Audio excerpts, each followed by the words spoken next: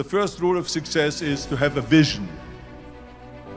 You see, if you don't have a vision of where you go, and if you don't have a goal where you go, you drift around and you never end up anywhere. It's like you can have the best ship in the world, you can have the best airplane in the world. If the pilot or the captain doesn't know where to go, it would just drift around. It would not end up anywhere, or most likely in the wrong place. So I was very fortunate that I stumbled onto my vision. I mean, as you know, I was born in 1947 in Austria after the Second World War. And I didn't really like Austria when I grew up. I couldn't wait to get out of there. I couldn't see myself becoming a farmer or a worker in a factory or anything like that. Even though my parents wanted me to stay there and have a normal life. My father wanted me to become a police officer like he was. My mother wanted me just to stay there and marry a girl with the name of Heidi, hopefully, and have a bunch of kids and run around like the Van Trapp family in The Sound of Music. But that was their vision, not mine. My vision was totally different. I felt that I was born for something special, for something unique, for something big. So I was searching. Then one day I went to school. I remember I was 11 years old, and they showed a documentary about America. And there they showed in this documentary the huge skyscrapers, the high-rises, the huge bridges, the 6-lane freeways, the huge cars with the wings sticking out, and all of this stuff. And I said to myself, that's where I want to be. I don't want to be around here with these little farmhouses and these little buildings, and everything is old. I want to be in America. But now the question was just, how do you get to America? In those days, it was a very expensive trip. It's not like today. So again, I was very fortunate that one day after school, I walked by a store in Graz, which was called Brühl. And it was the only store that really sold kind of American stuff. So one day, they had jeans there, American jeans. And then they had the Bullwalker. And then they had an expander, and some barbells and some dumbbells and an exercise bench in the window. So I went inside and I looked around and I looked at this stuff, and then I saw a magazine. I saw a bodybuilding magazine that had Reg Park on the cover. Reg Park was then a 3-time Mr. Universe. And I saw him on the big screen as Hercules. And on the cover it said, how Reg Park, Mr. Universe, became the Hercules star. That's what the cover story was all about. So I looked at the cover and I said to myself, I got to get this magazine. So I bought the magazine, I took it home and I read it over and over from the front page to the back. It had everything in there, how he trained, how he was working out in Leeds, England, in a factory town, how he worked out every day for 3-4 hours and became the strongest man of Europe, and how he won Mr. Europe and Mr. Great Britain, and then eventually Mr. Universe, and how he won the second Mr. Universe and the third Mr. Universe, and how he was discovered to play the starring role in Hercules. I read that and I said to myself, wow, this is the blueprint for my life. This is exactly what I want to do. I want to become a bodybuilding champion just like Reg Park. I want to get into movies just like Reg Park. And I want to make millions of dollars and be rich and famous just like Reg Park. Do you know how great it felt that I knew where I was going? Imagine the majority of people don't know where they're going. I knew where I was going, that I'm going to become this bodybuilding champion just like him. So it was just a question of how do you do it? I was so relieved, because when you have a goal, when you have a vision, everything becomes easy.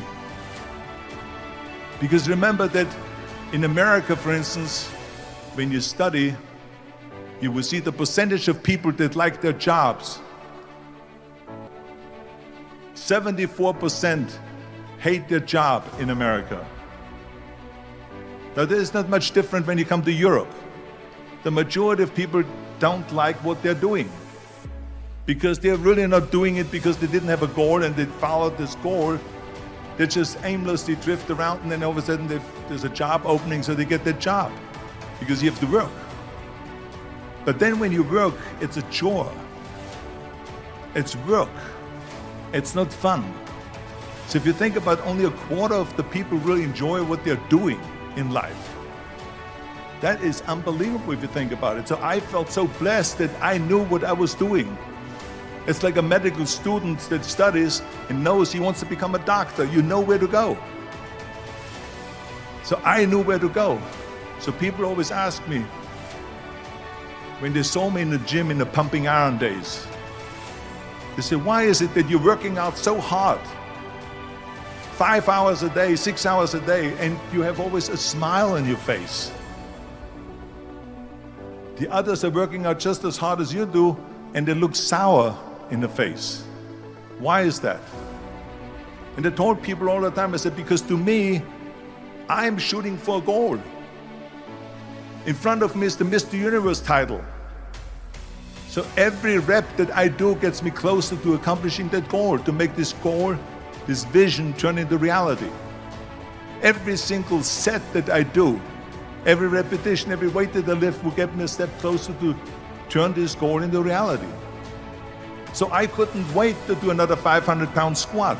I couldn't wait to do another 500-pound bench press. I couldn't wait to do another 2,000 reps of sit-ups. I couldn't wait for the next exercise, for the next half hour of posing and all the kind of things that you have to do to be a champion. I felt so great knowing where I was going, and I tell you, it worked. I mean, think about it. And I was just not visualizing just my exercise, but I was really lifting the trophy over my head. That's what I was thinking about. And with the age of 20, I went to London and I won the Mr. Universe contest as the youngest Mr. Universe ever. And it was because I had a goal. And this is no different than anything else, what I'm talking about. This is not just about bodybuilding. It was the same in acting. I remember when I was doing Conan the Barbarian. I was crawling on the rocks with a sword in my arm, crawling on all four. And of course, being that it's Conan, I didn't have clothes on or anything like that, right? So I was kind of, my knees were bare, my elbows were bare and everything like this, and I'm crawling on the rocks. So after 10 takes, my elbows were bleeding and my knees were bleeding. And the director came to me and he said, Arnold, I'm so sorry that you have to go through this, but we need one more take, a close-up of you crawling with the sword towards the camera. Can you handle one more take? And I said to him, I don't know what you're talking about. He says, I'm totally fine. He says, but you're bleeding. I said, because I don't feel it, because I can visualize what the scene will look like in a film. And I'm so excited about this scene. I was visualizing crawling up behind Thulsa Doom, which was played by James Earl Jones. Crawling up behind Thulsa Doom with the sword slowly, and then rising up behind him and whack, cutting his head off. And the head spins in the air, slowly with blood all over the place, and slowly falls down the steps and rolls down the steps. And his body slowly falls sideways. That was what I was visualizing, and that was very important because he, in the movie, killed my parents, killed Conan's parents. And that was revenge. And he always said that flesh is stronger than steel. And I wanted to prove to him that no, steel is stronger than flesh. And so I had this in my mind. And so this is why it didn't matter if I had to do another 50 takes or 100 takes, no matter how much I bleed on my elbows or my knees. I saw that vision of the perfect scene, and it was an important scene, and I would do it over and over again until we got it. And the same thing is also in politics. I remember that in politics, I had a very clear vision that I will be the leader of California. This is as far as I could go because I was not born in America, so I could not run for president. So being the governor of the fifth largest state, I should say the largest state, the fifth largest economy in the world, was for me really the ultimate title, the ultimate accomplishment in politics. So even though people came up to me and says, why don't you go and run for something smaller, you're never gonna make it. I ran for governor, and then 2 months later I became governor of the state of California. Again, because I had a very clear vision what I'm gonna do with California. So let me tell you something, visualizing your goal and going after it makes it fun. You got to have a purpose no matter what you do in life. You got to have a purpose.